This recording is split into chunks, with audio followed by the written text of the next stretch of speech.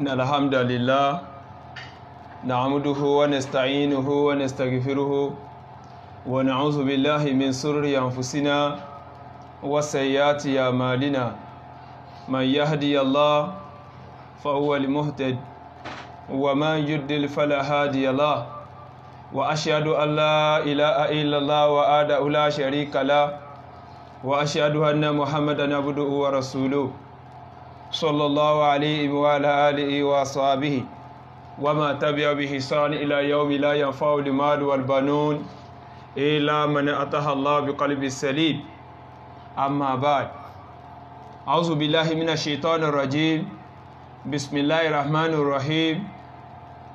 وقل جاء الحق وساق الباطل إن الباطل كان زهوقا ربي اشرح لي صدري ويسر لي أمري واحلل عقدة من لسان يفقهوا قولي mo kí wa ẹmọ ìyá mi nínú ẹ̀sìn wa níbi tí Ọlọ́run bọ́ba àlékè ọlá ti kádàrá pé kí a máa gbọ́ra wa ní kíkí tó dáa jùlọ èyí tí Ọlọ́run bá Allah subhanahu wa ta'ala fi pa á láṣẹ inú al-Qur'anil Karim inú Suratu Nisa chapter number 4 verse number 86 pé assalamu alaikum wa rahmatullahi ta'ala wa barakatuhu. Wa alaikum salam wa rahmatullahi ta'ala wa barakatuhu. Pé kí Ọlọ́run ọba orí rẹ̀ tí ò ní tán láyé kó máa bẹ lórí èmi àti ẹnìkọ̀ọ̀kan wa. Àmín. A dúpẹ́ fún Ọlọ́run ọba àlékè ọlá. Alhamdulillah. Ọba tó kádàrá pé kí ọjọ́ tèní kó bẹ èmi àti ẹnìkọ̀ọ̀kan wa lórí ilẹ̀ alààyè. Síwájú ká tó wọnú ọ̀rọ̀ wa, àfi ká kọ́kọ́ dúpẹ́ lọ sí ọ̀dọ̀ Allah subhanahu wa ta'ala ọba àlékè ọlá. Inú Suratul An'am chapter number 6 verse number 1, 2, 3 up to 4. Alhamdulillahi allazi khalaqa samawati wal arda wa ja'ala dhulumati wan nur thumma alladhina kafaru bi rabbihim ya'dilun huwa allazi khalaqakum min tinin thumma qada ajalan wa ajalun musamma indahu thumma antum tamtarun wa huwa allahu fis samawati wa fil ardi ya'lamu sirrakum wa jahrakum wa ya'lamu ma تكسبون وما تأتيهم من آيات ربهم إلا كانوا عنها معرضين فقد كذبوا بالحق لما جاءهم فسوف يأتي إن أنباهم ما كانوا به يستهزئون. In Suratul An'am chapter number 6 verse number 1 up to 4 ahead. Alhamdulillahi alladhi khalaqa samawati wal arda wa ja'ala dhulumati ọpẹ́ ni fún Ọlọ́run ọba wa gbogbo ọpẹ́ pátá tí ẹ lè fẹ́ dù tí ó ní àtúbọ̀tán rí lẹ́yìn àfikọ́ dá lọ fọ́lọ́run ọba wa alhamdulillahi alladhi khalaqa samawati wal ardi ọpẹ́ ni fún Ọlọ́run ọba òní náà ọba tó pilẹ̀ dá àwọn sánmà àti ilẹ̀ ẹ̀yin ọmọ ìyá mi ọba tí ń ṣètò láti sánmà wá sórí ilẹ̀ ọba tó fi èmi àti ń sórí ilẹ̀ tí ó sì jí mọ́ wa lẹ́sẹ̀ wàjàlá zulumati wà nùn. Ọlọ́ni wàjàlá zulumati wà nùn. Ọba yìí tí a ń pè ní Allah òun náà ni ọba tó ṣe àwọn òkùnkùn àti ìmọ́lẹ̀ ẹ̀rí gbàtọ́lọ́hun fẹ́ sọ̀rọ̀ nípa zulumat ó gbé wá ní plural dàtí mí sí pé ohun tá à ń pè nírọ́ ọlẹ́katọ́ pọ̀ ìyẹn lè mọ̀rọ̀ pa lóríṣiríṣi ààyè àti lóríṣiríṣi ọ̀nà ṣùgbọ́n Ọlọ́run bọba àlékè ọlá nígbà tó fẹ́ gbé núrù wá gbé wá ní singular ó ní waja'ala zulumati wan nur a wá ṣe ìmọ́lẹ̀ ní ẹyọ kan a ṣe ìmọ́lẹ̀ ní ẹyọ kan a ṣe òkùnkùn ní ohun tó lẹ́ka tó pọ̀ èyàn lè máa parọ́ ilé ọ̀rẹ́ lè pín sí ẹ̀ka lọ́nà millions ṣùgbọ́n Ọlọ́run bọba Allah subhanahu wa ta'ala ó ní wà nù ohun tí wọ́n ń pè lóòótọ́ ẹyọ kan ni ọjọ́ tí òótọ́ bá ti wọlé bá irọ́ a sì ṣàfẹ́kù irọ́ báyìí òkú pọ̀ tó Ọlọ́run bá ní pé summal ladhina kafaru bi rabbihim ya'dilun Ọlọ́run ní síbẹ̀síbẹ̀ àwọn èèyàn tún fi nǹkan àmì ṣe déédéé ní Allah subhanahu wa ta'ala ọba àlékè ọlá. Huwa alladhi khalaqakum min tinin thumma qada ajalan wa ajalun musamma indahu thumma antum tamtarun. Huwa alladhi khalaqakum min tinin ọba àlékè ọlá tí sọlọ́wọ́n ọba ẹlẹ́dàá gbogbo wa pátápátá ó ní òun lòun dá wa minti ní bàbá ńlá wa ànábì wa Adam òun lòun dá látara àmà tá a rò papọ̀ mọ́ra wọn tá a fomi kún lọ́wọ́ tá a wá ní kọ́gbẹ́ kọ́mọ ọdún kókókókó ọlọ́run níbẹ̀ láti gbé mọ́ bàbá ńlá yín jáde tí í ṣe ádámà ọlọ́run bá ní pé lẹ́yìn ìgbà tá a wá ṣébẹ̀ tán a wá ní pé ẹ̀yin àrọ́mọdọ́mọ rẹ̀ kẹ́ mọ jẹ́ spam Allah ọlọ́run ní pé súnmọ́ kọ́dọ̀n ajálẹ̀ ìgbà tá a mọ̀ léèyàn tán ta ní kéyàn àrọ́mọdọ́mọ rẹ̀ mọ jẹ́ àtọ̀ tán fún mọ́kọ́dọ̀n ajálá a fi gbèdéke ìgbà kan sísẹ̀mí ayé níbi ẹni tí ó wá sáyé tí ó lo 20 ọdún ẹni tí ó wá sáyé yóò lo 10 years ẹni tí ó wá sáyé yóò débẹ̀ yóò sì kó mẹ́ ìbẹ̀nu yìí wà minkum man yutawaffa inú suratu Hajj Quran chapter number 22 verse number 5 wà minkum man yutawaffa wà minkum man yuraddu ila arsalil umr likay la ya'lamu min ba'di ilmu shay'a ìbẹ̀nu yìí tí ó sànkú lójijì ìsìn ìbẹ̀nu yìí tí ó dàgbà dégbèdéke ẹgbà kan tí ó tún fi ọ̀pá sì kẹta ẹsẹ̀ láti máa fi rìn káàkiri ọlọ́run bá ní pé súnmọ́ kọ́dọ̀n ajalan wa ajalun musamma indahu ọlọ́run bá ní pé àfún yín gbèdéke ìgbà kan bẹ́ẹ̀ láyé ń bí lẹ́yìn wá àgbà náà á gbẹ̀yìn ẹ̀mí yín á tún wá padà sí kíni á tún padà gbé yín dìde lọ́dọ̀ rẹ̀ súnmọ́ antum tamtaru ọlọ́run bá ní kí lóàdé tí wọ́n fi ń ṣe méjì nípa Allah subhanahu wa ta'ala ẹ̀mọ̀ ìyá mi nínú ẹ̀sìn wa ọlọ́run bá ní súnmọ́ antum tamtarun kí ló dé tẹ́yìn tún padà tún ṣe méjì nípa pé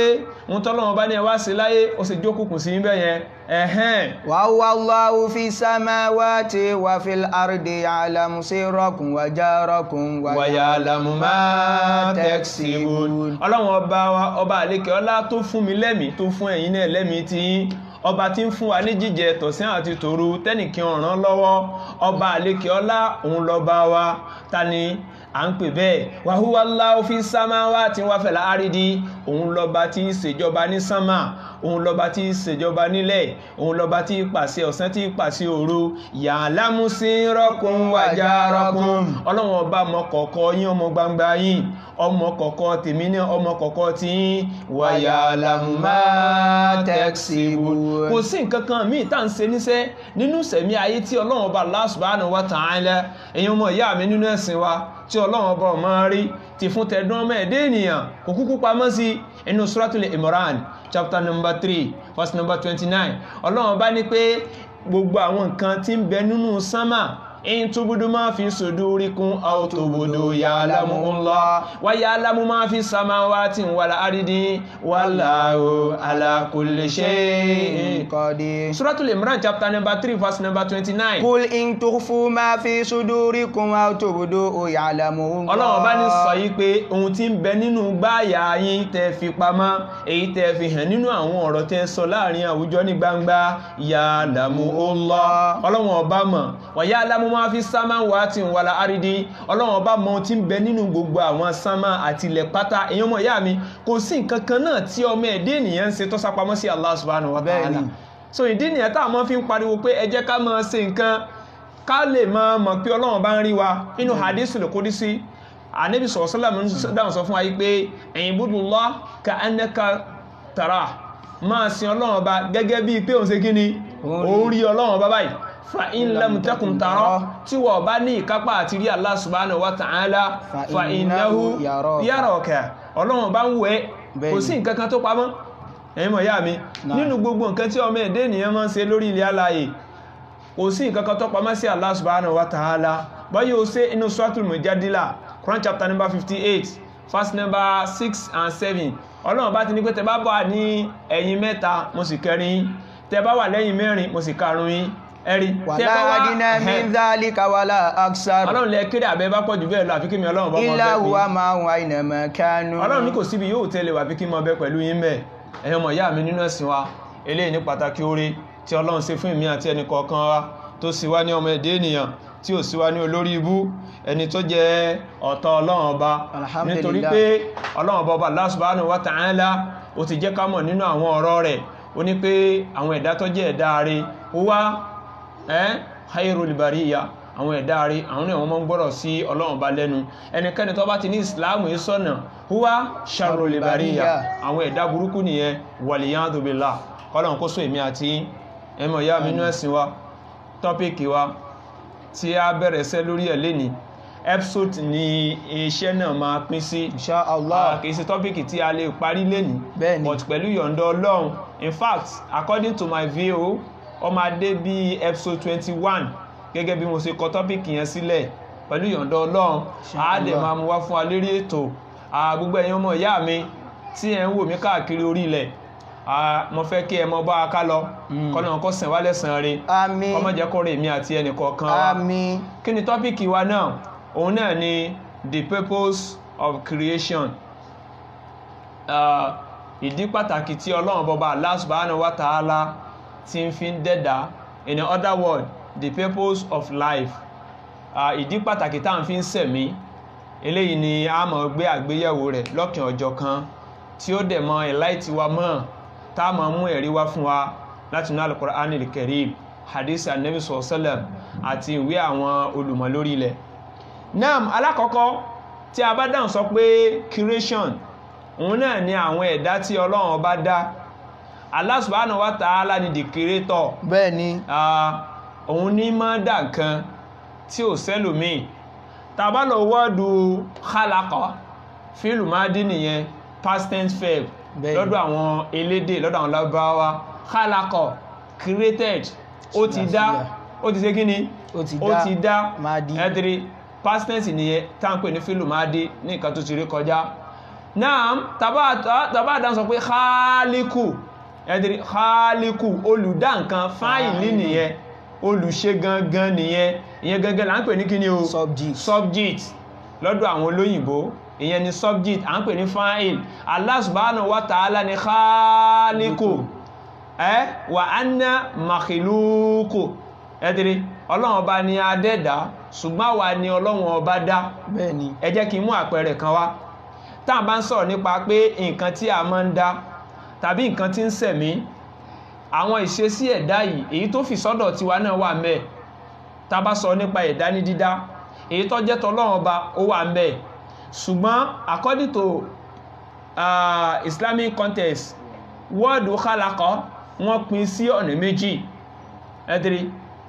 alákọ̀ọ́kọ́, tá a bá sọ pé ẹni tí máa ń dá nǹkan látara nǹkan tí wọ́n dá, èèyàn nìyẹn. Bí àpẹẹrẹ, kápíntà ó máa dá tébù látara igi, ó máa dá cupboard látara igi, ó máa dá bed látara igi, ó máa ya orin oríṣiríṣi àpótí látara igi. Bẹ́ẹ̀ náà ni tailor, ó máa ya àwòrán aṣọ tó bá fẹ́ látara aṣọ, tí a bá wọ aṣọ ó wá látara òwú. So bẹ́ẹ̀ ni gbogbo nǹkan tí à ń ṣe pátá látara nǹkan tí Ọlọ́run ọba àlékè ọlá dá, ibẹ̀ làwọn tí ń ṣe kí ni, là ń tí ń mú nǹkan tí àwa náà ń hun jáde. Bẹ́ẹ̀ni. Ẹ̀dá kan náà làwọn yẹn náà, ṣùgbọ́n ẹ̀dá àti tọlọ́run ọba gangan tá à ń sọ yìí, òun náà ni ẹni tí máa ń dá nǹkan látara ìsí nǹkan. Mo rò pé Yorùbá mi yẹn ó ń yé wa. Ọlọ́run ọba òun máa ń dá nǹkan látara ìsí nǹkan. Ṣùgbọ́n èèyàn ì máa ń dá nǹkan látara nǹkan tọ́lọ́run dá. Láì rí ohun tọ́lọ́run ọba dá, bí àpẹẹrẹ ó bá ṣe máa ń build ilé, láì rí èpẹ̀ báwo la ti fẹ́ ṣe, láì rómi báwo la ti fẹ́ ṣe, wàlúmà jára àti bẹ́ẹ̀ bẹ́ẹ̀ lọ. So ìdí nìyẹn tó fi já sí pé Ọlọ́run ọba Allah subhanahu wa ta'ala a máa ń pè ní khaliku, olùdá, tẹ́ pé kò sí irú rẹ̀. Ìsákọ̀dọ̀ amúrọ̀ fa innama yaqulu lahu kun fayakun. Ìyẹn pọ̀ lọ nínú Al-Qur'an al-Karim. Suratul Baqarah chapter number 2 verse 117. Suratul Imran chapter number 3 verse number 47, verse number 59. Ọlọ́run ọba Allah subhanahu wa ta'ala sọ ní Suratul Yasin, Quran chapter number 36 verse number 82. Ọ̀pọ̀ mẹ́ tọ́lọ́run bá ní ìsákọ̀dọ̀ amúrọ̀ fa innama yaqulu lahu kun fayakun. Tó bá yẹ láti declare ọ̀rọ̀ kẹ́kẹ́ ní kó máa jẹ́ bẹ́ẹ̀, yóò sì máa jẹ́ bẹ́ẹ̀. Náà èèyàn ni ìṣesí títọ́ Ọlọ́run bá ló fi yàsọ̀ sísàwọ̀ èèyàn torí òun mọ́ bí igi ń sìn. Igi wá látara pé kò sí ẹ̀dá kan tó mọ̀ bí igi ṣe wá, ṣùgbọ́n ẹ̀dá ń hun àpótí, ń hun bẹ́ẹ̀dì, ń hun oríṣiríṣi nǹkan látara igi tóun lọ rè gé inú igbó. Báwo ni igi ṣe ń jẹ́gi? Allahu a'lam. Ọlọ́run ọba nìkan ló nímọ̀ èèyàn. Bẹ́ẹ̀ni. Bí àpẹẹrẹ ẹ wo irin, a máa rọ mútò ń bẹ́ẹ̀, a máa rọ oríṣiríṣi àwọn nǹkan la máa rọ láti bẹ̀. Ṣùgbọ́n Allah subhanahu wa ta'ala ọba àlékè ọlá òun ló mọ bó ṣe ń ṣe irin fún wa. Inú Suratul Hadid Quran chapter 57 verse number 25 Ọlọ́run láwa la sọ irin kalẹ̀ látòkè. So irin yẹn kí Ọlọ́run fi ń ṣe irin Allahu a'lam kò yé wa. Àwákẹ́ Ọlọ́run wá irin láti inú ilẹ̀ táwa fi ń ṣe kí ni táà fi ń ṣe nǹkan tó bá wù wá. Ẹ̀yin ọmọ ìyá mi nínú ẹ̀sìn wa mo rò pé ń bá mi ká lọ. Tí a bá tẹ̀síwájú láti máa bi wá ní àwọn ìbéèrè wọ̀nyí kínú tí ó wá sí ròrí wa tí wọ́n bá bi wá pé kí ló dé táà fi ń sùn, kí ló dé táà fi ń sùn. Question number 1. Question number 2, kí ló dé táà fi ń jẹun. Question number 3, kí ló dé táà fi ń ṣiṣẹ́. Question mẹ́tẹ̀ẹ̀ta yìí ẹ̀yin ọmọ ìyá mi kí ló dé táà fi ń sùn, kí ló dé táà fi ń jẹun, kí ló dé táà fi ń ṣiṣẹ́. Ẹ̀yin ọmọ ìyá mi gbogbo wa lámọ̀ rẹ́sì dá sí ìbéèrè mẹ́tẹ̀ẹ̀ta yìí o. Ìbéèrè mẹ́tẹ̀ẹ̀ta yìí alákọ̀ọ́kọ́ kí ló dé táà fi ń sùn. Gbogbo alamọ̀gbà pé à ń sùn nítorí ká lè bá sinmi. Bẹ́ẹ̀ni. Torí àwọn wàhálà táà ń ṣe nítorí inú Suratul Naba Quran chapter number 78 verse number 5 and 6 Ọlọ́run wa ja'alna nawmakum subata. Ọlọ́run bá ní mo ṣe oorun ní ìsinmi fún yín. Ẹ̀dẹ̀rẹ̀ wa ja'alna layla libasa, mo sì sí òru ní ìdàbòrà fáyàn ọmọ ènìyàn. Eléyìí rí bẹ́ẹ̀ látara pé a mọ̀ pé ká sùn yẹn a fi sinmi ni. Àwọn wàhálà táà ń ṣe èyí ni ó mú kun ara wa ṣe gíní láti fi le àti gbàbéèrè ìyẹn àwọ èèyàn. Ẹlẹ́ẹ̀kejì nínú question mi òun náà ni pé torí kí là ń fi ṣe gíní táà ń fi ń jẹun. Ẹ dákun nítorí kí là ń fi ń jẹ oúnjẹ léyìí tí èsì pàwà la produce oúnjẹ yẹn wá pẹ̀lú bi'ilmillah, pẹ̀lú mímọ̀ sí Allah subhanahu wa ta'ala. Kí ló dé táà ń fi ń jẹun. Tá bá bi wá ní béèrè yìí èsì wa náà ni pé à ń jẹun nítorí pé kí ni o ká lè dàgbà sí. À ń jẹun nítorí pé kí ni o ká tún lè lókun lára. Omi, ẹ̀jẹ̀, iṣan, egungun, ọpọlọ, irun ara, oríṣiríṣi nǹkan kó lè bá dàgbà sí nínú àgọ́ ara wa. Ẹ ti rí. Ìbéèrè ẹlẹ́ẹ̀kẹta kí ló dé táà ń fi ń ṣiṣẹ́. Gbogbo aná láàrin sì mú wá ipé à ń ṣiṣẹ́ nítorí ká lè bá rí owó tá fi ra ohun tí a máa jẹ, bá ṣe rí owó tá fi ra sọ, bá ṣe rówó tá fi rìn ọmọ ní skul, bá ṣe rówó tá fi bọ́ ìyàwó, bá ṣe rówó tá kọ́lé, bá ṣe rówó tá ra mọ́tò, bá ṣe rówó tá ra oríṣiríṣi nǹkan tí ó ń wu àwa náà láti mọ́ lò nínú sẹ̀mí ayé wa. Ìbéèrè mẹ́tẹ̀ẹ̀ta yìí àwa gbà ẹmọ ìyá mi ọmọ èdè ènìyàn gba ìbéèrè mẹ́tẹ̀ẹ̀ta yìí nígbàtà dẹ̀ bí ní question lórí ẹ̀ orísìn tí ó ṣe dédé lákàyè mú wá fún wa. Bẹ́ẹ̀ni. Ṣùgbọ́n another question òun nìkan question yóò nìkan ló dádó fún alára rẹ̀, òun nìkan lòun dádó fún alára rẹ̀. Kí ni question náà? Níbo là ń ti ń bọ̀? Where are we coming from? Níbo là ń ti ń bọ̀ wá? Níbo ni à ń ti ń bọ̀? Eléyìí ìbéèrè ńlá ni. Lábẹ́ ìbéèrè yìí omi ìtẹ̀lé ìmúláwà yìí. Lábẹ́ ìbéèrè yìí ẹlẹ́ẹ̀kẹta rẹ̀ náà gbọ́mọpọ̀n òun náà tún tẹ̀lé. Níbo là ń lọ? Níbo ta ló mọ̀? Tí a bá wá wò a máa rí pé ibi tá a wà yẹn tẹ́lẹ̀tẹ́lẹ̀ yẹn kò ní túmọ̀ sí wa. Kò sí kí ni? Kò ní túmọ̀ sí wa. Pàápàá. Nítorí pé inú Suratul Insan Quran chapter number 76 láti verse number 1, 2 up to 3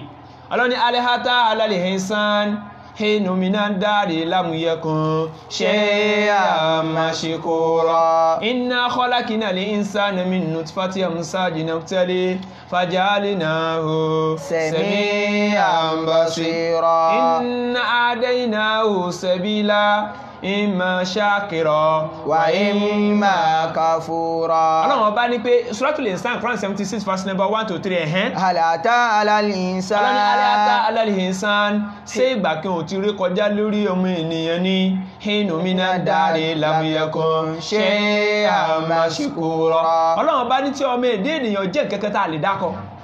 ṣẹ́rí ìgbà àkọ́kọ́ tí mo kọ́kọ́ dákọ̀ yẹn èmi àti yín ò sí nínú ẹ̀ tá sọ pé báyìí lórúkọ rẹ̀ Allah. bóyá lọ́kùnrin àbí lóbìnrin wa bí alọ́mọdé wa àbí lágbà wa kò sí ẹnìkan nínú èmi àti tó lè dáhùn sọ wípé báyìí ni orúkọ òun. Bí àpẹẹrẹ ìgbà tí ìyá rẹ̀ fi ń gbé àfù káàkiri tí bàbá rẹ̀ náà ń gbé ìdajì káàkiri kí lorúkọ rẹ̀ lára ìyá rẹ̀ ń gbà yẹn kí lorúkọ rẹ̀ lára bàbá rẹ̀ ń gbà yẹn. ìdí nìyẹn tí Allah subhanahu wa ta'ala tó fi ní pé aliyata alalihinsan interrogative ló wà ń bẹ̀ yẹn a ní bẹ̀ yẹn question ni Ọlọ́run fi ń béèrè ni istifamiya ni ọlọ́ni alihata alalihinsan ṣé ìgbà kí o ti kọjá lórí ọmọ èdè ènìyàn ní hinumina dárí lamuyẹkun ṣe àmàṣekọrọ tẹ́nìyàn tẹ́ jẹ́ nǹkankan tá a tẹ́ lè sọ pé báyìí ní ọlọ́run wá ní inna khalaqnal insana min nutfatin amshajin nabtalihi faja'alnahu sami'an basira. Ọlọ́run bá ní pé dájúdájú àwọ̀ èdè ènìyàn adá ẹ̀dá ènìyàn dájúdájú àwọ̀ ọlọ́run adá ẹ̀dá ènìyàn inna khalaqnal insana min nutfatin amshajin adá ẹ̀dá ènìyàn látara omi kan tó jáde lọ́pọ̀npọ̀n tá a rò papọ̀ mọ́ra wọn faja'alnahu. Ọlọ́run bá ní omi yẹn àwa dá ẹ̀dá ènìyàn láti bẹ̀ nabtalihi kálẹ̀bá àdánwò Allahu Akbar. That means pé ibi tá ń bọ̀ yẹn kìí sàdánwò ibi tá wá dé ìgangan láti ṣe wá pàdé nǹkan míì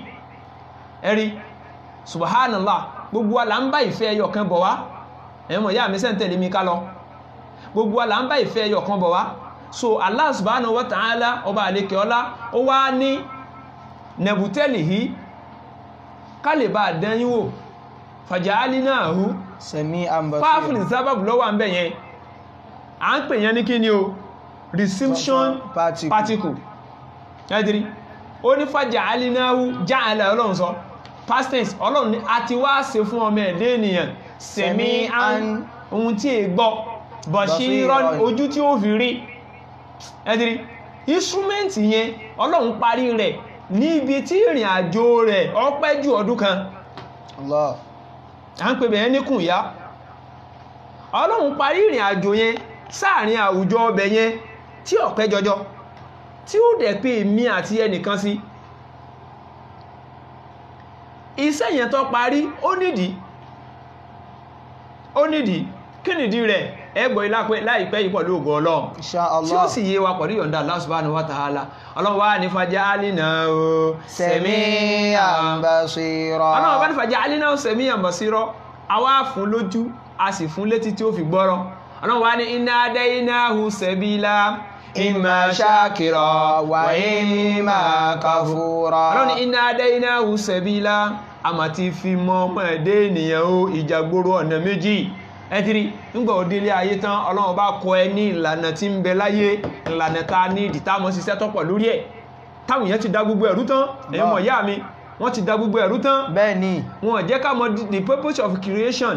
ìdí tọ́lọ́run fi dá wa wọ́n jẹ́ ká mọ̀. Ọlọ́run bọ́ba Allah subhanahu wa ta'ala ó wà ń dáhùn sọ fún wa yí pé a ti fi ìjàgbóró ọ̀nà méjì fi mọ́ ọmọ ẹ̀dẹ́ ènìyàn imma shakiran inú kó jẹ́ ni tí ó dúpẹ́ fáwọn Ọlọ́run o tí ó mọ orí àwọn Ọlọ́run tí ó mọ rírì ibi tá à ń ti ń dáàbọ̀ wá tí ó sì mójútó mọ́jẹ̀mú ta ní kọ́ wá ṣe ń bí wa imma kafura tàbí kọ́ ya kèfèrí kọ́kọ́ tàwọn Ọlọ́run ẹ̀dìrí that means pé méjèèjì Ọlọ́run ti ṣe ńlá yìí kalẹ̀ ìdí nìyẹn èyàn mọ̀ ìyá mi ìrìn àjò táwọn àkọ́kọ́ ń bábọ̀ tí mo pín sí ọ̀nà mẹ́ta alákọ̀ọ́kọ́ yẹn a rí pé òun wà very very short ó short gan torí kò jìn tí òun fi dópin àwa bọ́ síbí níbí báyìí láti rí ọdún mẹ́wàá àrògùn ọdún àrọ̀gbọ̀n ọdún àràádọ́ta ọdún àrí 60 years àrí 70 àrí 80 àti rí 90 àrí 100 àti bẹ́ẹ̀ bẹ́ẹ̀ lọ ní ìsẹ̀mí tọ́lọ́run bá ní kí everybody wó ṣe gíní kó lò ní orí ilẹ̀ ń bí ẹ̀yin ọmọ ìyá mi báyò kí sẹ́mi ọ̀ wá pọ̀ tó báyò kó gùn tó ti bí báyìí náà òun gùn ju bí tá à ń ti ń bọ̀ lọ nígbà àkọ́kọ́ bẹ́ẹ̀ náà wá níbi tá à ń lọ ń gbẹ̀yìn yẹn òun wá gùn ju bí tá a wà léni lọ tí òun ò ní lópin mọ́. Allahu Akbar. ṣùgbọ́n ibi báyìí òun ní ìmúrasílẹ̀ de ihun tí ń bọ̀ wá níwájú wa nírìn àjò míì èyí tí a ń bá bọ̀ yẹn a ní ìmúra kankan fóun ju pé ohun tọ́lọ́run ní a ṣe àti ṣe àti ṣe alẹ̀ ti gbà ipò òun lẹ́ńtà lẹ́tọ̀ọ́ láti ṣe gbogbo tó ní ká ṣe kí ni ká ṣe fún ṣùgbọ́n gbà á débí etí yẹn àtojú yẹn nígbà tálàyé bá ń débẹ̀ a máa ṣe fún ẹ̀yin ọmọ ìyá mi nínú ẹ̀sìn wa ṣùgbọ́n ẹ jẹ́ kí n mú àpẹẹrẹ kan wá tí ó là wá lóye pé ìdí pàtàkì tí Ọlọ́run fi ń dáyà ẹ̀dẹ́ èèyàn tá bá bi wá léèrè lóríṣiríṣi gẹ́gẹ́ bí kọ́yàn tó kọ́kọ́ bi wá síwájú nípa pé kí ló dé tá ń fi ń jẹun kí ló dé tá ń fi ń sùn kí ló dé tá ń fi ń ṣiṣẹ́ kálukú náà lórí èsì mú wá sí so but kí ni ta wá ṣe ń bí kí ni tó torí ẹ̀ dá wa torí kí ló dá wa ǹjọ́ nídìí kan pàtàkì tó torí ẹ̀ dá wa yes or no àbákan bára wa ń bí lásán ẹ jẹ́ kí n mú àpẹẹrẹ kan wá tí ó ń láì ti wa mọ̀ lórí pé ǹjọ́ nídìí kan tọ́lọ́run fi torí ẹ̀ dá wa èmi àti ẹjá jọ agree à ń rìn lọ nínú ìjù ńlá ìjù yẹn tóbi gan ó tóbi gan àwọn ẹranko oríṣiríṣi ni wọ́n ń bẹ́ẹ̀ ẹ̀tẹ̀rí awádìí agbede méjì inú ìjù yìí akẹ̀dédé bá fóònù kan lẹ̀ bá ṣe bá fóònù yẹn tọ́lọ́run bá fún yẹn nílà akáyè tó pé immediately tá rí fóònù yẹn kínú tí ó wá sínú ọkàn wa kò sí ẹnì kankan nínú gbogbo wa tó máa agree pé fóònù yẹn ó dédé bọ́ọ̀lẹ̀ síbẹ̀ yẹn fún ara rẹ̀ a sọ pé èèyàn kan ló ṣe kí ni lójú síbẹ̀ ló mú débẹ̀ a sọ pé èèyàn kan ni náà fóònù yẹn gangan ẹ wá já sí lecture lára rẹ̀ fóònù ká tó lè rí fóònù a rí nǹkan mẹ́ta bẹ́ẹ̀ni nǹkan alákọ̀ọ́kọ́ a rí plastic ike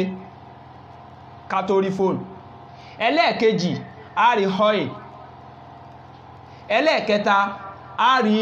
glass nǹkan mẹ́tẹ̀ẹ̀ta yìí tá a bá rí fóònù ò lè ṣe kí ni kò lè jẹ́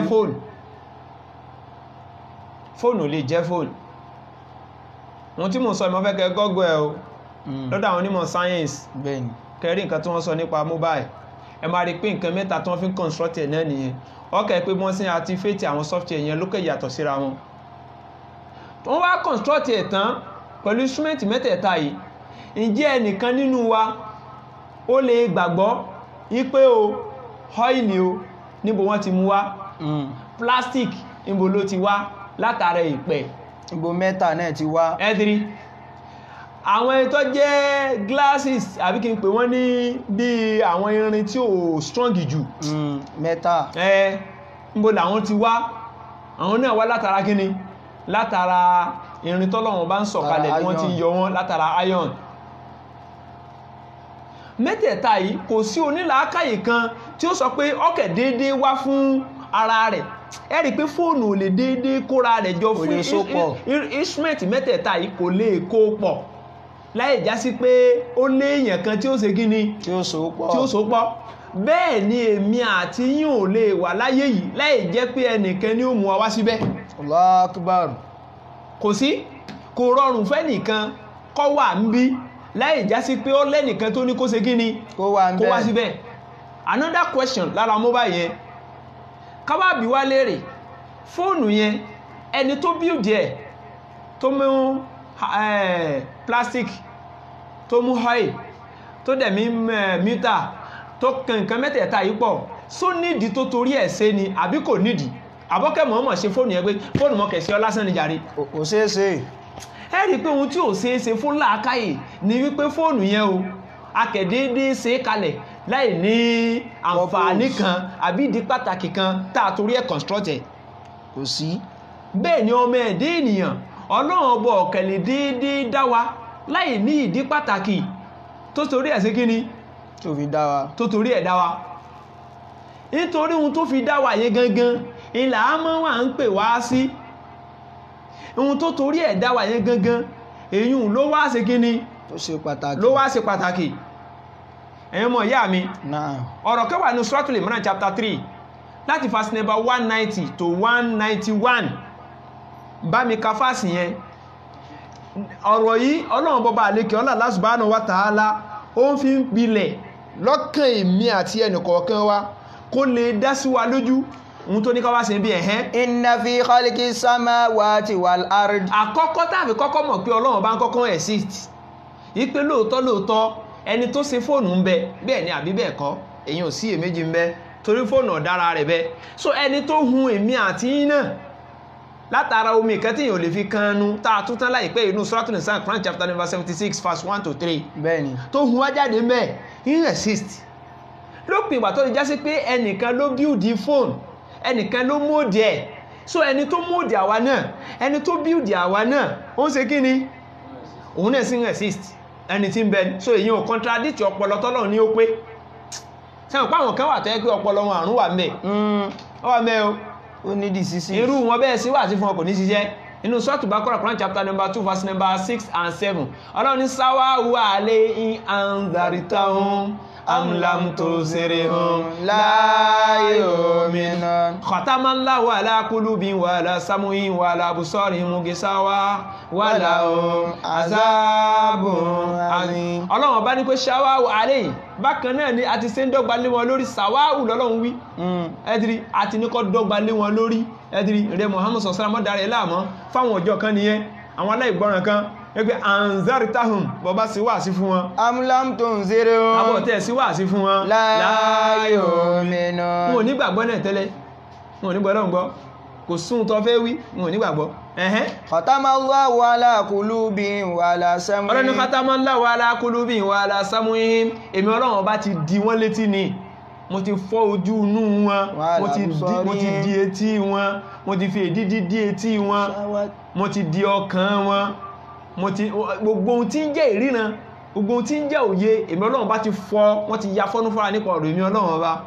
wà láhùn azabun azim Ọlọ́run ní ìyà tó tóbi sì ń bẹ fún wọn so irú àwọn èèyàn bẹ́ẹ̀ wọn ò ní wòye sí nǹkan tí à ń pè wá sí ta ní Suratul Imran chapter 3 verse number 190 to 191 tí ń pè wá sí nígbà tí ó di pé etí tó fún wa ó tó ìgbà tá a lè lò ojú tó fún wa ó tó ìgbà tó lè ṣiṣẹ́ ọpọlọ tó fún wa ó tó ìgbà tó lè ṣiṣẹ́ omi àtẹ̀jẹ̀ wa ó tó ìgbà tó lè ṣiṣẹ́ rìn lọ́rìn bọ́ wa ó tó ìgbà tó lè ṣiṣẹ́ Ọlọ́run bá wà ń bá wa sọ̀rọ̀ láti fi mọ̀ pàtàkì ohun tí à ń torí ẹ̀ wá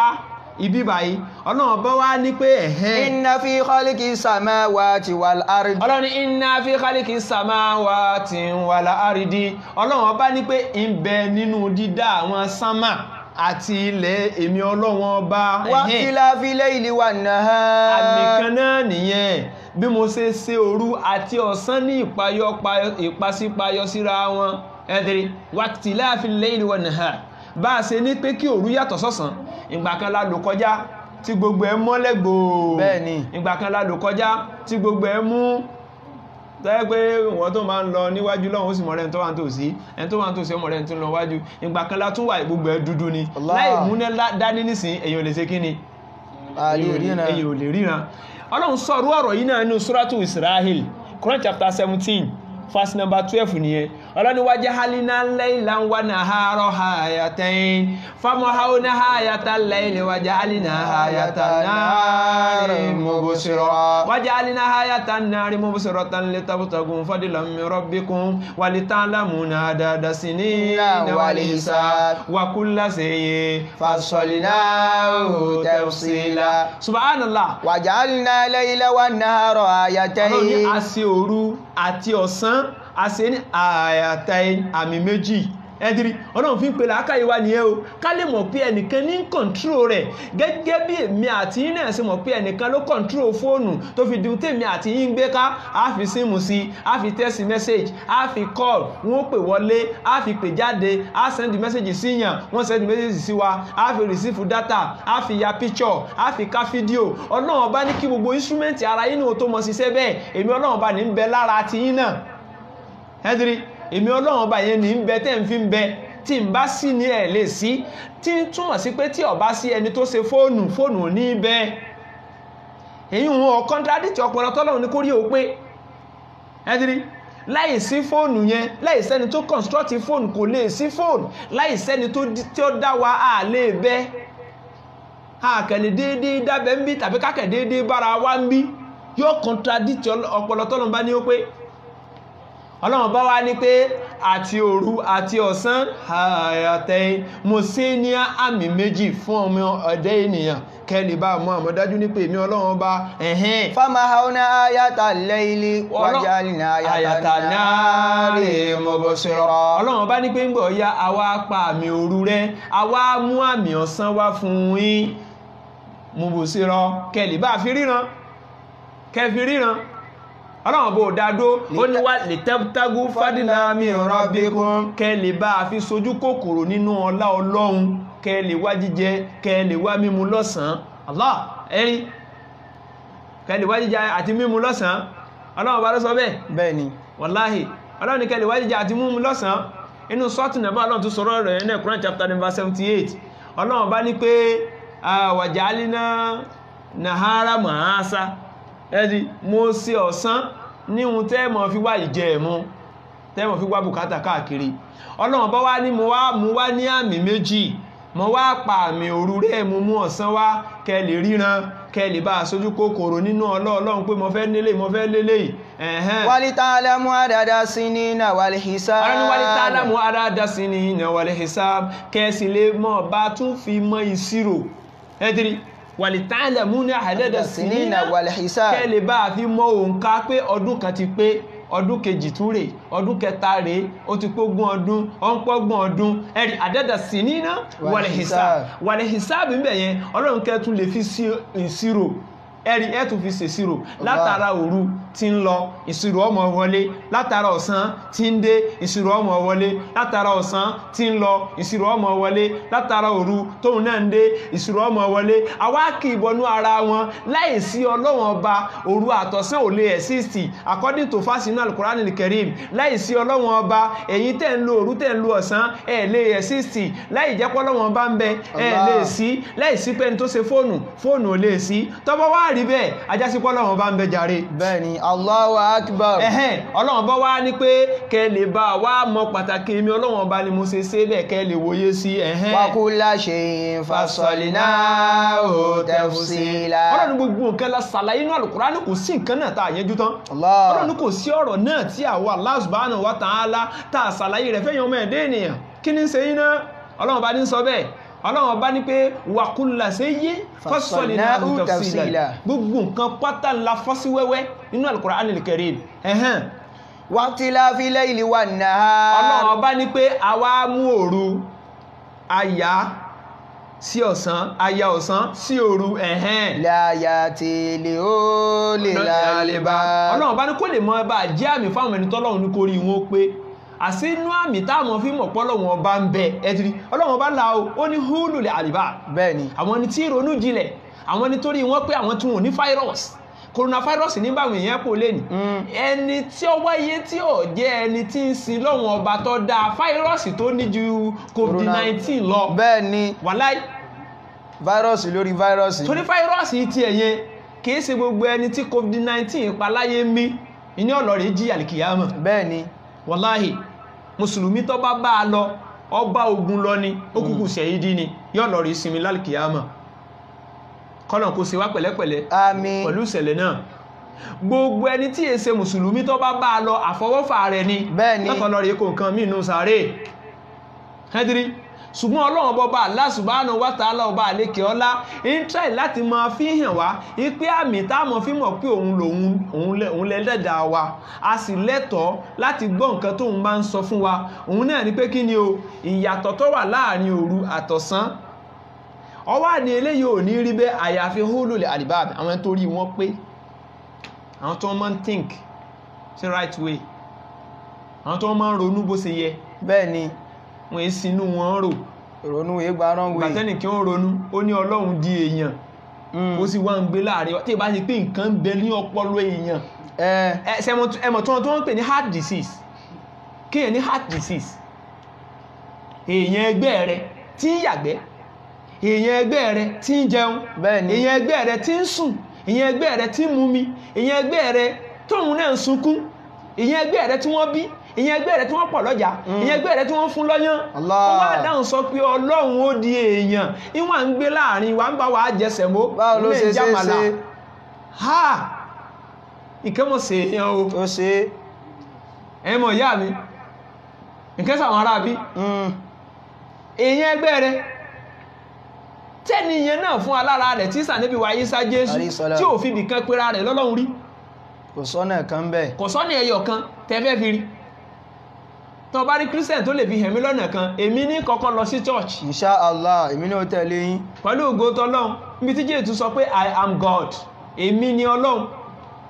challenges lélẹ́yìí tí Christian ò lè rí explanation kan mú wá lórí ẹ̀ títí tí sámọ̀ ò fi wálẹ̀ táyé ò fi collapse táàfi kó lórí ilẹ̀ Christian ò lè mẹ́rin wá Ọlọ́run bá wá ní pé àmì nìyẹn hulul albab àwọn ẹni tó rí wọn pé wọ́n ti mọ̀ pé ẹnìyàn ọ̀dá wọn lásán fẹ́rẹ́ ní ṣíṣe ó ní ohun tó torí ẹ̀dá wọn wá síbí ohun tó torí ẹ̀dá wọn wá síbí yẹn à ń sì fọ́ lọ́wọ́ àti ìdíbẹ̀ bẹ́ẹ̀ ni báwo ló ṣe dàrú bóyá nú ẹ́písòdù míì tí ń bá ń bọ̀ a máa gbọ́ mẹ́ insha Allah ẹ mọ̀ ìyá mi nínú ẹ̀sìn wa náà Ọlọ́run bá tún sọ̀rọ̀ yẹn náà nínú Suratul Imran Quran chapter number 3 verse number 26 lọ́lọ́run bá ti sọ ó ní yukhrijul hayya minal mayyiti wa yukhrijul mayyita minal hayyi wa man yudabbirul amr fasayaquluna Allah fakul afala tatakun tulijul layla fin nahari wa tulijun nara fil layl wa tukhrijul hayya minal mayyiti wa tukhrijul mayyita minal hayyi wa tarzuqu man tasha'u bighayri hisab Ọlọ́run bá ní pé tulijul layla fin nahari tulijul layla fin nahari èmi ni mo fi òru wọnú ọ̀sán lọ wá tó léjú náà rọ́ fi ilẹ̀ èmi náà mo tún fi ọ̀sán mo fi wọnú òru ẹ̀rì mo kìíbọ̀ ní ara wọn Allah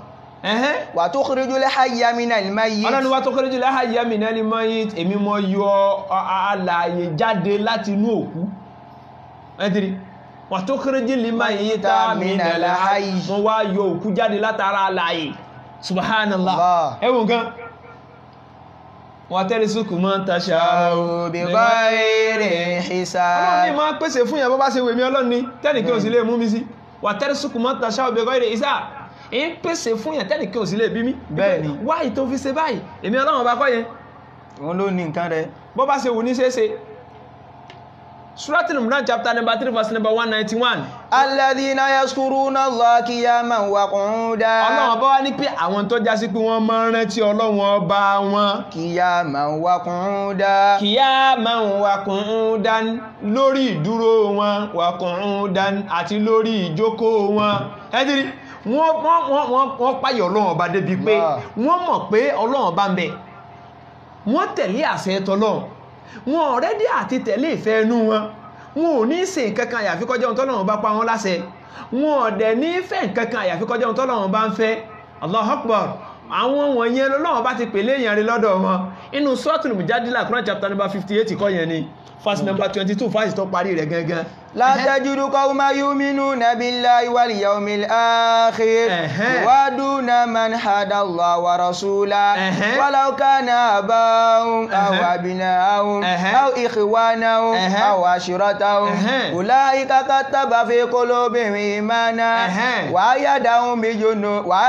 bi ruhin minhum wa yudkhiluhum jannati tajri min tahtiha al-anhar radiyallahu anhu wa radu anhu ulaika hizbullah ala inna hizballahi humul muflihun Suratul Mujadila Quran 58 verse number 22 tó parí fásì yìí gangan ló parí ẹ̀ la tajidu qawman yu'minuna billahi wal yawmil akhir Ọlọ́run ní rẹ̀ Muhammad sallallahu alaihi wasallam o kò ní rí àwọn ẹni tó nígbàgbọ́ òdodo pẹ̀lú ọjọ́ àlìkìyàmà wọ́n gbọ́ Ọlọ́run ọba wọn gbọ́ gẹ́gẹ́ bó ṣe tó àti bó ṣe yẹ o kò ní rí wọn wọ́n tún wá nígbàgbọ́ pẹ̀lú ọjọ́ ìgbéǹde àlìkìyàmà o kò ní máa rí wọn rí òjíṣẹ́ mi yuwaduna man hada Allaha wa rasulahu orí kí wọ́n fẹ́ràn ẹnikẹ́ni tí ń bá ń bá Ọlọ́run ọba àtòjíṣẹ́ rẹ̀ ṣọ̀tá wọn ò ní fẹ́ràn wọn láíláí walau kana abahum kódà kó sí àwọn bàbá wọn aw abna'ahum kódà kó sí àwọn ọmọ wọn aw ikhwanahum kódà kó sí àwọn ọmọ ìyá wọn aw ashiratahum kódà kó sí àwọn ẹbí wọn àwọn alábàágbé wọn ará àdúgbò wọn tó bá ti ṣe pé ọ̀tá ni wọ́n mú Ọlọ́run àti òjíṣẹ́ rẹ̀ tí ṣe Muhammad o kò ní rí wọn kún wọ́n mú ọlọ́rẹ̀ẹ́ ẹ́dìrí torí pé kéèyàn mú ẹni tí è ṣe mùsùlùmí lọ́rẹ̀ẹ́ yóò sórí ibú o bẹ́ẹ̀ ni èmi kọ́ ni mo sọ o ẹ lọ wo Suratu Tawbah Quran chapter number 9 ẹ wo verse number 23 and 24 bí yẹn bí ti bọ́ bá yíyan ọ̀rẹ́ tó dáa ni ó yàn mùsùlùmí ni ó yàn lọ́rẹ̀ẹ́ wọ́n yàn kèfèrí náà ṣe ọ̀rẹ́ mùsùlùmí tán ni àbí Ọlọ́run sọ̀rọ̀ kan nínú Suratul Imran chapter number 3 verse number 28 ẹ̀rí Ọlọ́run la yattakhidhul mu'minuna al-kafirina awliya min dunil mu'minin wa man yaf'al dhalika falaysa minallahi fi shay'in illa an tattaqu minhum tuqata wa yu'asirukumullahu nafsan wa ilallahil masir. Ọlọ́run Ọba Allah subhanahu wa ta'ala ó ní ẹ̀yin tẹ́ jólùgbàgbọ́ òdodo ẹ lẹ́tọ̀ọ́ láti mẹ́ni tí ẹ ṣe mùsùlùmí lọ́rẹ̀ẹ́ nítorí pé yóò kó bá yín ṣùgbọ́n tẹ́ bá lọ mú wọn lọ́rẹ̀ẹ́ o ẹ̀yin ọmọ ìyá mi Ọlọ́run ní kò sí èméjì ń bẹ tó bá já sí pé à ń páyà gbọ́n fẹ́ fa burú kan ṣe wá a lè lọ́gbọ́n kárara fi yẹkì níyẹn lẹ̀ lọ́lọ́run fi ní pé illa an tattaqu minhum tuqata tá ń bá ń fura sí wọn nù á lọ́gbọ́n tá fi rárá yẹ̀ wọ́n lẹ̀ Ọlọ́run wá lẹ́ni tó bèèrè lè ti fi mú ọlọ́rẹ̀ tí ń bá wọn ṣe bẹ́ẹ̀ yóò pàdánù sí ayé ní ti dáadáa lálìkìyàmọ̀ yóò tún pàdánù sí ẹ̀tọ́ ẹ̀kọ́ bá lọ́dọ̀ Ọlọ́run Ọba Ọlọ́run bá ní wáyé wá sí ẹ̀rọkùnmọ̀lá unáfsá mò ń kìlọ̀ ara yín fún yín ẹ̀yin ọmọ èèyàn o wa ilallahil masir. ọ̀dọ̀ èmi Ọlọ́run Ọba ní gbogbo yín ó padà sẹ́rí sí ọ̀dọ̀ èmi Ọlọ́run Ọba ní sẹ́rí sí gbogbo yín Ọlọ́run bọ́ wá ní pé o kò ní rí àwọn ẹni tó fẹ́ràn Ọlọ́run o ní rí àwọn ẹni tó fẹ́ràn Ànábì Muhammad sallallahu alaihi wasallam ìwà àdàmọ́ àádọ́láhi wa rasuli kí wọ́n mọ bá ẹni tí ń bá Ànábì àti Ọlọ́run Ọba ṣọ̀tá kí wọ́n mọ bá ṣọ̀rẹ́ walau kana abahum kódà kó sí bàbá wọn aw abnahum kódà kó sí àwọn ọmọ wọn aw ikhwanahum kódà kó sí àwọn ọmọ ìyá wọn aw ashiratahum kódà kó sí àwọn alábàágbé wọn àwọn ẹbí wọn ulaika kataba fi qulubihil iman àwọn wọ̀nyẹn Ọlọ́run Ọba ti kọ dáadáa sínú ọkàn wọn wa ayyadahum bi ruhin minhu Ọlọ́run wa ayyadahum bi ruhin minhu Ọlọ́run bọba àlékè ọlá ó ṣe kíni ó ti kọ ìmọ̀nà sínú ọkàn wọn ó ti fi ẹ̀mí ìyè látọ̀dọ̀ rẹ̀ wá ó ti fi ràn wọ́n lọ́wọ́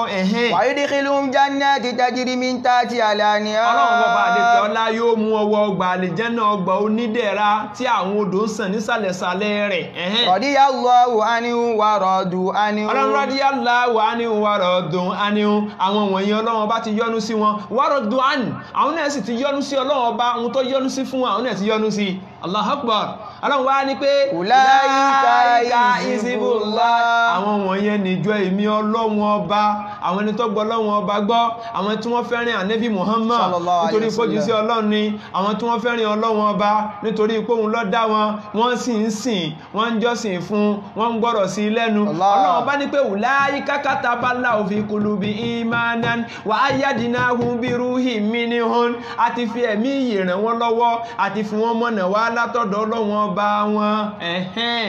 wa yudkhiluhum jannati tajri min tahtiha al-anhar Ọlọ́run láwọn wọ̀nyẹn láàmú wọ ọgbà àdẹ̀rà ọgbà àlìjánà tí àwọn odò ń sàn nísàlẹ̀sàlẹ̀ rẹ̀ radiyallahu anhu wa radu anhu Ọlọ́run Ọba yọ́nú sí wọn àwọn ní ó tún yọ́nú sí wọn tọ́lọ́run Ọba yọ́nú sí fún wọn ulaika hizbullah àwọn wọ̀nyẹn níjọ Ọlọ́run àwọn wọ̀nyẹn ní ẹni tó tẹ̀lé Ọlọ́run àwọn wọ̀nyẹn níjọ Allah subhanahu wa ta'ala ala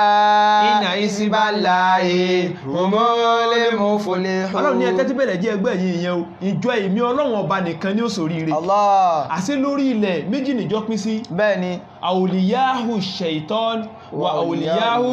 rahman ẹ̀tìrí àwọn ẹni tó fi àjọ kí ayé sálátìlẹ́yìn àwọn ẹni tí wọ́n fi èṣù ṣe alátìlẹ́yìn. Ala inna hizba shaitana humul khasirun. ẹ̀tìrí Suratul Mujadila ní Quran chapter number 58 verse number 21 Allah ní ala inna hizba shaitan humul khasirun. Allah ní ẹ̀tẹ́ tí bẹ̀rẹ̀ jẹ́ gbọ́ gbogbo ẹni ó bá fi àwọn èṣù sálátìlẹ́yìn nínú ẹ̀yin èèyàn humul khasirun gbogbo wọn ti ṣòfò. Allah. wọ́n bá kéfèrí rìn sọ́ra rẹ̀ ẹni tó ń bá rìn tí ń mutí ẹni tó ń bá rìn tí ń ṣe sìná ẹni tó ń bá rìn tí èkí kírun ẹni tó ń bá rìn tí ó jẹ́ pé ọ̀rọ̀ bú ní jáde lẹ́nu ẹ̀ ẹni tó jẹ́ pé ẹni tó ń bá rìn ni kò sí wàárẹ̀ kan lọ́wọ́ ẹ̀ ẹni tó ń bá rìn ọ̀sẹ̀ọ̀sẹ̀ ni wọ́n fọlọ́pàá wa káàkiri àdúgbò ẹni tó ń bá rìn tí mu gbó ẹni tó ń bá rìn tí mu gégé mu ẹni tó ń bá rìn tí ṣe kí ni tí mu codeine. gbogbo òmùkúmu ló mọ́ mọ́ bí èèyàn bú rìn Hizballah jẹ́ ìjọ ọlọ́run jẹ́ ń tó tẹ̀lé àṣẹ ọlọ́run jẹ́ ń tó tẹ̀lé tànábì Muhammad sallallahu alaihi wasallam ọlọ́run fi ní pé ala inna hizballahi humul muflihun àwọn ìjọ Allah nìkan náà ní oríire ọgbẹ̀yìn ọ̀rọ̀ wọn wọ́n sórí ìrí ayé wọn tó sì tàlkìyàmọ̀ kí ní da ọmọ ẹ̀dẹ́ ènìyàn láàmú ganan wọ́n èjókòó ronú ni wọ́n tó lè jókòó tó dá ronú bó ṣe ṣe bísínẹ́sì tó rówó wọ́n tó lè jókòó tó dá ronú bó ṣe máa ń rí owó lẹ́nu bísínẹ́sì báwo ni ò ṣe ní parẹ́ wọ́n tó lè jókòó tó dá ronú wọ́n tó fi 100,000 ṣòwò báwo ni ó ṣe mọ di 200 báwo ni ó ṣe di 300 kí ló dé tó lè dá ronú pé what is the purpose of my creation. wọ́n náà mọ̀ rò àbí kí ló dé tó lè dá ronú pé what is the purpose of my life kí ni ohun tí mò ń ṣe láyé kí ni tọ́lọ̀ ní kí n wá ṣe tí mo rí ṣe. ó yẹ kó lè dá ronú nígbà tó ti lè dá ronú bísínẹ́sì ó yẹ kó lè dá ronú ìrìn àjò míì tí ń bọ̀ níwájú rẹ̀ wàláhì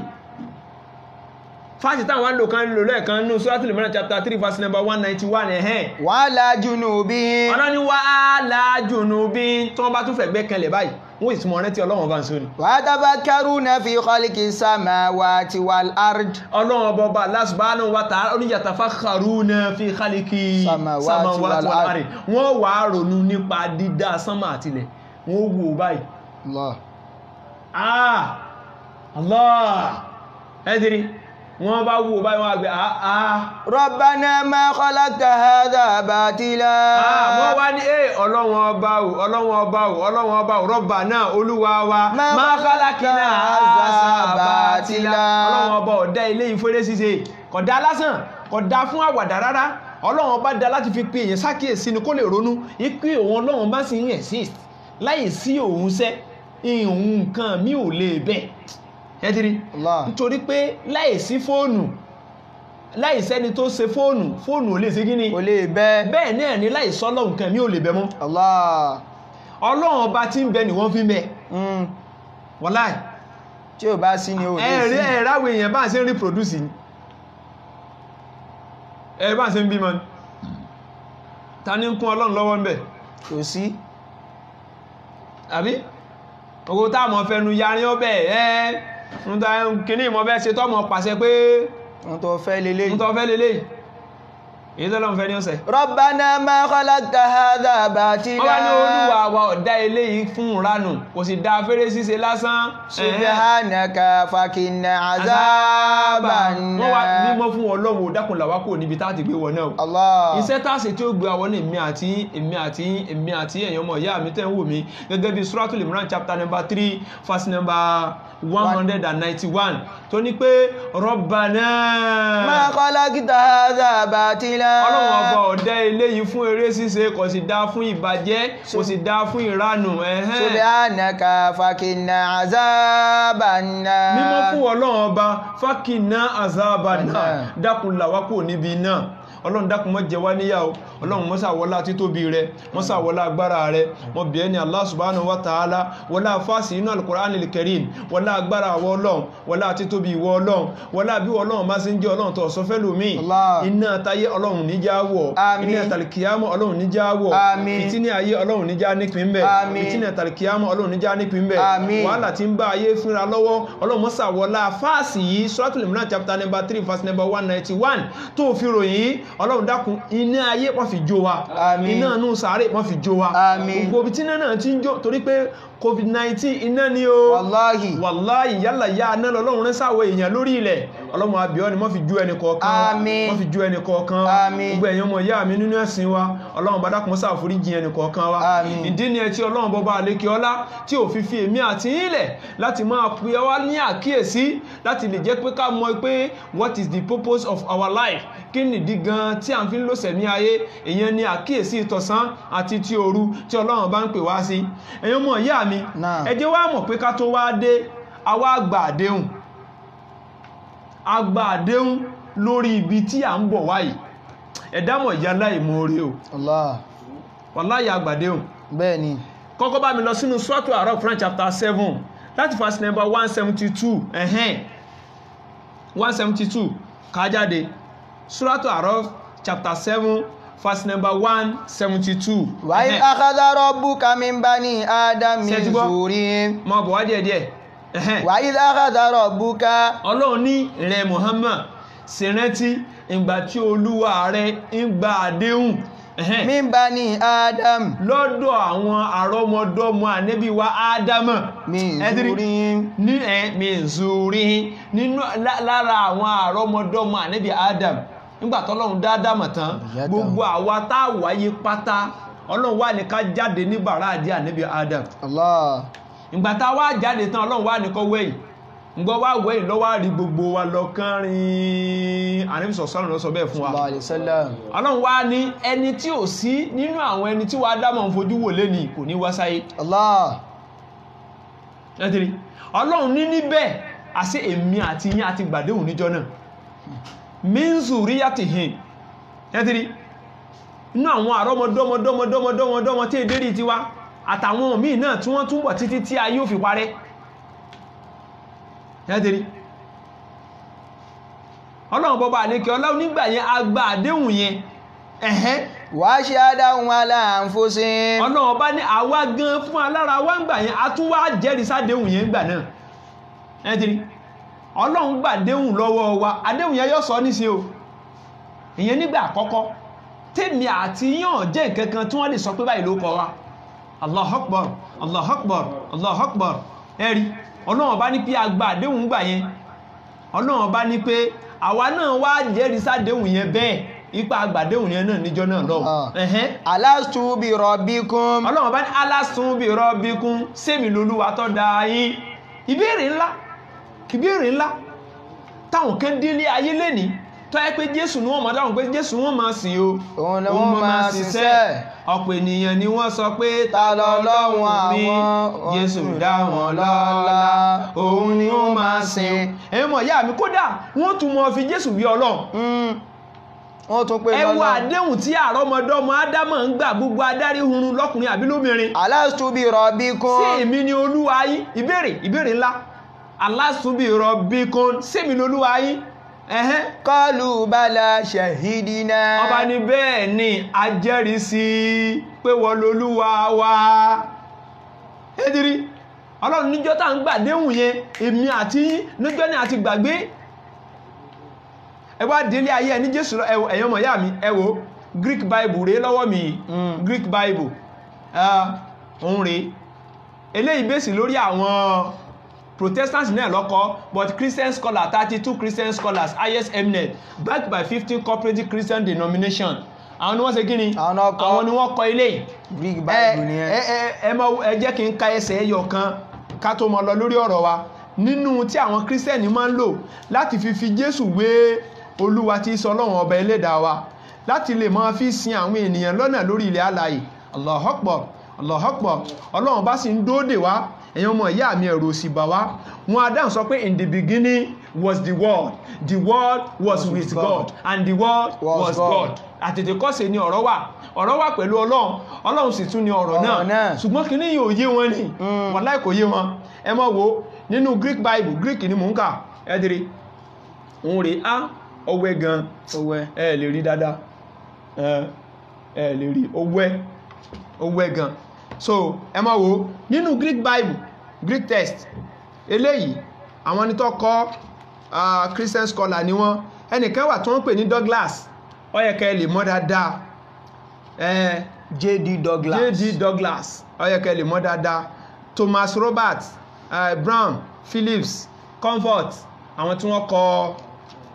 Greek text yìí nìyí tó jẹ́ New Testament lásán lélẹ́yìí eléyìí Hebrew Bible lélẹ́yìí ẹ̀tìrí Hebrew lélẹ́yìí Greek and Hebrew òun lélẹ́yìí so òun náà bẹ́sì lórí àwọn Protestants inshallah tọ́rọ̀ bá ti ń kàn wọ́n a mọ̀ mú àwọn ẹ̀rí yẹn wá kó lè bá yé wa dáadáa bẹ́ẹ̀ni ṣùgbọ́n ẹ jẹ́ kí n lo John chapter 1 verse 1 tí wọ́n máa ń lò mí báyìí nínú Greek Bible ẹ máa kà ń bẹ̀ pé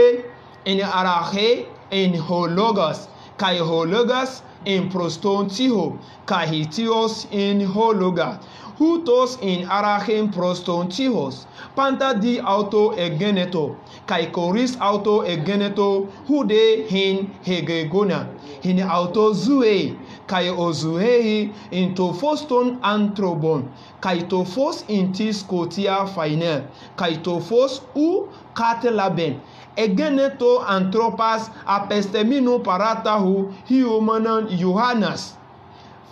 John chapter 1 verse 1 to 6. Now ẹmọ wá wò wọ́n wá dáhùn sọ pé látètè kọ́ṣe ni ọ̀rọ̀ wà pẹ̀lú Ọlọ́run náà tún wá ní ọ̀rọ̀ náà. God méjì ló wà nínú John chapter 1 verse 1. In arahe in hologas kai hologas in prostontios kai tios in hologas. John chapter 1 verse 1 yẹn ṣé wá rí nínú Greek text nínú Greek language a máa ń pè kíní kan ní otios a máa ń pè kan ní tontios. Tá bá sọ pé otios nínú Greek a máa sọ pé capital God, capital God ó mean ní God. Tá bá sọ pé tontios a máa sọ pé small God, small letter, sẹ́rí small letter. Now tó bá sọ pé capital God àti small God ẹ rí pé ètò ní capital yẹn òun ṣe kí ni ó supreme, èyí láàmọ̀ pé ní proper kí ni proper noun, ṣùgbọ́n èyí tó bá jẹ́ small God àmọ̀ pé ní common noun. Láti ní ṣùgbọ́n orúkọ yẹn ẹlòmínà tó lè ṣe kí ni ó lè jẹ́ bẹ́ẹ̀ni. tontios tí wọ́n lò ń bí báyìí tontios lọ́kan otios lákọ́kọ́ ó ní ìnìyàràhé ìnìhò logos kaiho logos in prostontios ẹ̀tìrí tontios ló wà ń bẹ̀. Second God ń bí báyìí tontios ni small God ló wà ń bẹ̀, kò kí ṣe capital God. But àwọn tó ń translate bíbélì sí English language and other language àwọn ni wọ́n mistake translate ẹ̀ sí capital God. Point number 1. Point number 2, nínú Greek dictionary ẹ máa rí pé Jésù gangan fún alára rẹ̀ kò síbi kankan tó ti fira rẹ̀ pé Ọlọ́run ọba lọ́nà ẹyọ kan, kò sí. Point number 1. Point number 2, lára John chapter 1 verse 1 kìí ṣe Jésù ló ń sọ̀rọ̀ ń bẹ̀ o. Ìhun kọ́. Àdéhùn táwa gbà lọ́dọ̀ Ọlọ́run ọba wa ńlá wa ń sọ fún àánú Kùránì yìí o. Suratul Araf chapter 7 verse number 172. Ìpè alastum birabbikum. Ǹjẹ́ ṣe gbà pé mi lọ́lọ́run ọba yín? Kọlu bala shahidina. Gbogbo wa sì sọ pé bẹ́ẹ̀ ni àgbàbẹ́, ṣùgbọ́n adélé ayé àwọn Christian tún gbọ́ lọ́hùn mí lé wa lọ́wọ́. Sọ ayẹ ká gbà á. Ẹ̀yin mọ̀ ìyá mi, sọ àwa lẹ́tọ̀ọ́ láti wá gba fake God, fake. Àgbélẹ̀rọ ni. Bíbélì gan fara mọ́ ẹ̀wò ẹni tó bá mọ̀ Greek ìní àràhé ìní hologa kai hologa in prostontios ẹ̀dìrí otios ẹbí Christian ẹbí pastor léèrè what is the difference between otios and tontios? Very simple. Please clarification la fẹ́. ẹ̀dìrí what is the difference between otios and tontios? Àbí ẹbí àwọn Christian scholar léèrè. Èmi wọ́n sọ nípa àwọn pastor mi báyìí, àwọn pastor kéékèèké tó wà mí tí wọ́n mọ̀ tí ń lọ nínú manuscripts. Bible tẹ́ ń wò yìí kódà wọ́n ní the most ancient manuscripts, àwọn tí wọ́n ní access sí kákọ original Bible àwọn làwọn tí wọ́n kọ RSV. Ẹ rí pé wọ́n sì máa fi ń ṣe white but English rẹ̀ wọ́n ra tò sí kéékèèké lẹ́gbẹ̀ẹ́ yìí, Greek gangan rẹ̀ ń bí báyìí. Ẹ ti rí otios tá bá sọ pé capital God àti small God sọ́kan náà ni, ọ̀kan supreme ju ọ̀kan lọ. Ọ̀kan ó jẹ́ proper, ọ̀kan ó kẹ̀ jẹ́ common noun. So èyí tí wọ́n lò fún Jésù ń bí báyìí náà òun náà ni wọ́n lò fún Mósè náà ní Exodus chapter 7 verse 1. Ìpè Ọlọ́run sì fi Mósè ṣe olúwa fún Fáráò. Ẹ̀rí tontios ló wà ń bẹ̀. 2 Corinthians chapter 4 verse number 4 tontios ló wà ń bẹ̀ wàláì. 2 Corinthians nínú New Testament nínú Greek ẹ̀dìrí òun rèé tontios kílódé tí wọ́n fi lo otios fún Mósè, kílódé tí wọ́n fi lo mẹ́bọ́lọ́run náà lọ́lọ́run pé kílódé tí wọ́n fi lo tontios fún, kílódé tí wọ́n fi lo tontios fún Èṣù ní 2 Corinthians chapter number 4 nínú New Living Bible. Nítorí òun ní Satan is God of this world. Èṣù ni ọlọ́run ayé. kí ló dé tí wọ́n fi lò ní capital God bẹ́ẹ̀ náà ni the same thing yẹn náà ni wọ́n lò ní John chapter 1 verse number 1 ni wọ́n fi ní pé ìnira he in the hologos ka hologos in prostotios ka etios yájírí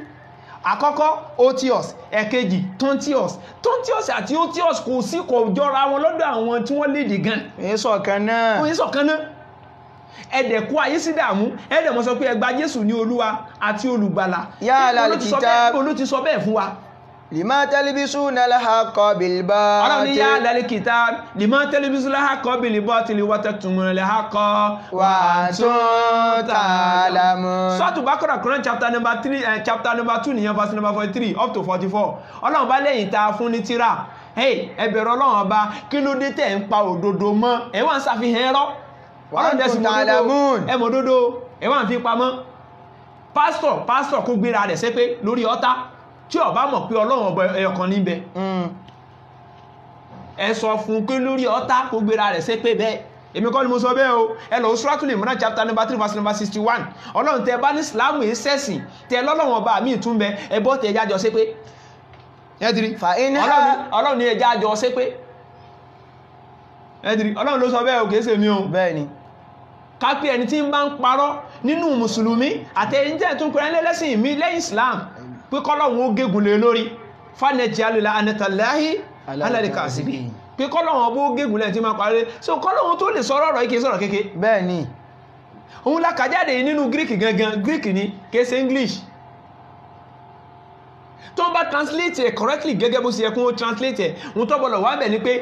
God ẹlẹ́ẹ̀kejì ọgbọ̀rọ̀ jẹ́ súnmọ́ God kò gbọ́dọ̀ jẹ́ capsule so a ti mọ̀ pé bí Jésù tẹ̀ jọ́ lọ́nbẹ̀ yẹn ọlọ́run kékeré ọlọ́run gẹ́gẹ́ bí Mósè lòun ní ọjẹ́ ọlọ́run gẹ́gẹ́ bí Èṣù tí wọ́n ṣe kí ni kìí sọpọlọ là ń lò ní ẹni tẹ́ ẹ̀ pè lọ́lọ́run tẹ́sù tún àwọn ẹsẹ̀ wà ń gbé dánwó ìmájí ta ló dá Èṣù kí ni pa Jésù lára ọlọ́run so eléyìí ò ṣe dédé làákàyè bọ́tẹ̀ ẹ̀ṣẹ̀ lè wú ọmọ ẹ̀yàn ọmọ ìyá mi nínú ẹ̀sìn wa Jésù wà ń sọ àwọn ọ̀rọ̀ lóríṣiríṣi tí ọ̀tẹ̀ fífẹ́ra rẹ̀ wí ọlọ́run bọba àlékè ọlá bọ́tẹ̀ ẹ̀ṣẹ̀ lè wú ọmọ Jésù ní pé ọlọ́run ọba mi ó tóbi jù mí lọ John chapter 14 verse number 28 ọlọ́run bẹ ìṣẹ́gbẹ́ Jésù bẹ́ẹ̀ni ọlọ́run bẹ ìṣẹ́gbẹ́ rẹ̀ ẹ́dìrí Olúwa ọlọ́run rẹ ní kí ìwọ kí ó máa forí balẹ̀ fún Jésù ló sọ bẹ́ẹ̀ ní Matthew chapter number 4 kọ́yìn verse number 10 ó ní ọlọ́run ọba rẹ nìkan ni ó forí balẹ̀ fún ó nìkan ṣoṣo ní kí ìwọ máa sìn ọlọ́run nìkan ṣoṣo ẹgbọ́n ó tún ní òun nìkan ṣoṣo ṣé kìí ṣe èdè ní sọ fún wọn tó o bá tẹ gbọ́ Greek tó sì gbọ́ Hebrew tó jédè rẹ̀ ẹ̀mọ̀ ìyá mi ọ́n sá sì gbọ́ Yorùbá èdè rẹ̀ ọlọ́run nìkan ṣoṣo ọlọ́run rẹ nìkan ṣoṣo ni ọmọ àforíbalẹ̀ fún òun nìkan ṣoṣo ni kó máa sìn ìyà ìnípẹ̀kun náà sì ní èyí kí wọ́n kí ó lè mọ̀ this is the internal life they might know you ìwọ nìkan ni ọlọ́run òtítọ́ the only true God àti Jésù Kristi ẹni tí ìwọ rán and the Jesus Christ who to has sent messenger of Allah he never claimed divinity bẹ́ẹ̀ni I challenge any Christian to deny what I prove in John chapter 1 verse number 1 in Greek text. What is the difference between otios and tontios? Mo fi yẹn sí question and answer. Bẹ́ẹ̀ni. Tí gbàlá ìbá ti dé. So Greek Bible ẹ̀dìrí òun rè Greek text ni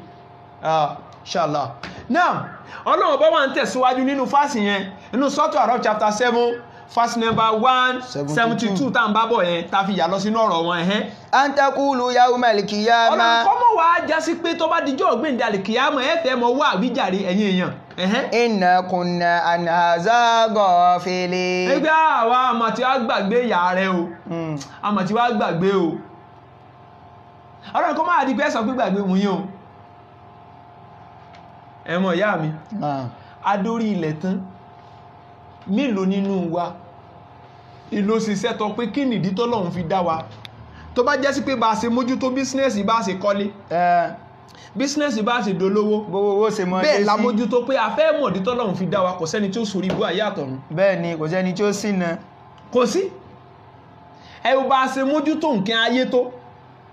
ẹ bá ṣe gbé ayé pọ̀ tó tá fi ilẹ̀ gbogbo fìtínẹ̀ táyé wọ̀ lé ní kí ló fọ́ àárí ibá ìdọ́lọ́run mọ́ ní bíbí ìkọtọ́lọ́run ni maybe ìṣeun tí Ọlọ́run bá ṣe léèwọ̀ ni ṣé ń bẹ nínú pé ohun tí Ọlọ́run bá ń ṣe lénìí ń ṣe káwa ni no kò sí káwa àwa la gbọ́ràn ẹ̀mọ̀ ìyá mi nínú ẹ̀sìn wa kí Ọlọ́run bá ní káwà sí ń bí inshallah bí kúrátìlá tó bá di ní ọjọ́ mẹ́jọ pẹ̀lú ògo t'Ọlọ́run ẹ máa bá mi pàdé lérí ètò wa lágogo mẹ́sàn-án the purpose of life or the purpose of creation pẹ̀lú yọ̀ǹda t'Ọlọ́run ẹ̀mọ̀ ìyá mi nínú ẹ̀sìn wa èmi tí mo ń bá yín sọ̀rọ̀ èmi náà ni ọmọ akẹ́kọ̀ọ́ yín Miftahuddin Muritado Àríkéúsọlá olùdásílẹ̀ IRAD Worldwide, Association of Islamic Research and Religion Comparative Dawah Worldwide, tí Ọlọ́run bá kádàrá pé ká fìdí wa gúnlẹ̀ sílùú Ṣakí adẹ̀bí Allah subhanahu wa ta'ala kọ́lọ́mọ́jọ orí mi àtẹnìkọ̀ọ̀kan wa. Àmín. Ẹni tí ó bá fẹ́ pè wá láti béèrè any question But I consider myself as a student of knowledge. I'm a student of Islam and comparative religion. Any question,